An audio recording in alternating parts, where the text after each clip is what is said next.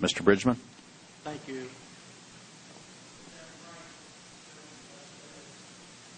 Ranking Member Backus, Ranking Member Graves, and members of the committee, it is an honor to be here today.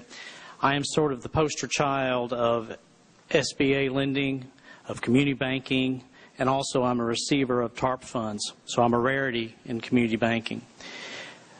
Ladies and gentlemen, I have never been to Wall Street, but I have lived and I work on Main Street. I have never made a subprime loan. I can barely say derivatives, let alone put it on my books. We do not compete with loans at the local level with our too-big-to-fail banks. We do not.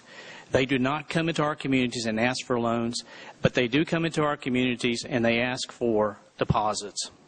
Currently, community banks make up 11% of the total financial network. We at community banks make 38% of the small business loans that fuel our economy.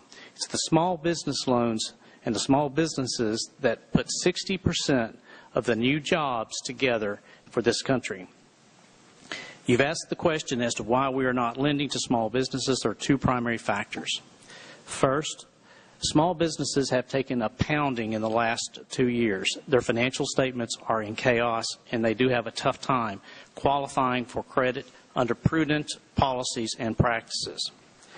Additionally, the businesses that do qualify are very concerned about their future and whether they should be lending or whether they should be going out and seeking credit or not.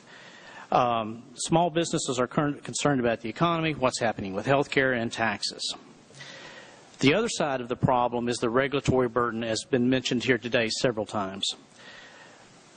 Regulators are taking a myopic view of every bank that they look at.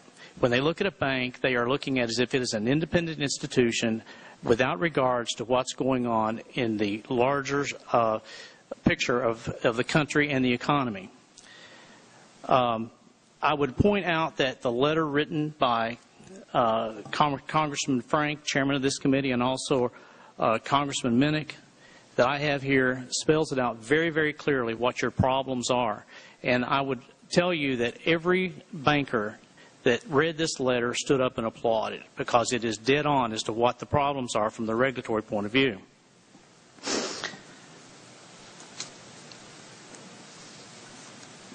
There are two primary hindrances that are affecting what banks can do in lending. One is the higher capital ratios.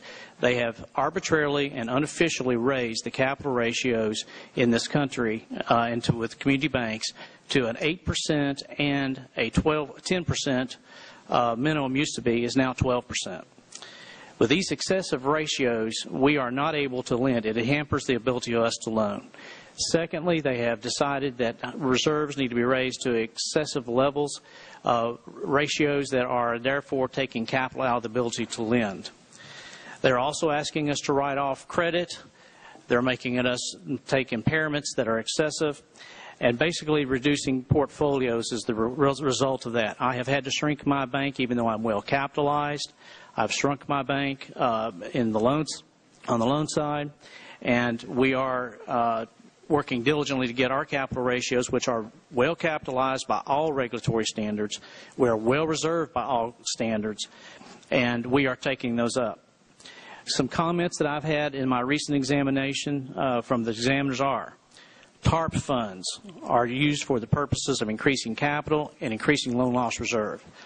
That is not the reason that TARP funds were ever created. They were there for lending, and we did loan. We created almost $20 million in new credit, and we were criticized by the regulators for growing our institution. We were criticized for having a concentration of owner-occupied credit, commercial credit. We were criticized for that. We were also criticized for having troubled debts, restructured loans. Those loans, TDRs as they're referred to, are how we're helping our customers continue to operate and keep people employed. Some of the concerns I have are that that lending has ceased and that no jobs are going to be created right now. Our economy is struggling, and I will tell you my community is struggling as well. My concerns are also that if we continue running into the commercial real estate problems, we're going to have a second dip in the economy. And I will tell you that the regulators have a lot of control at this point with community banks in determining where the economy will go. In conclusion, I am a community contractor. I build communities, and that helps build our country. Thank you very much.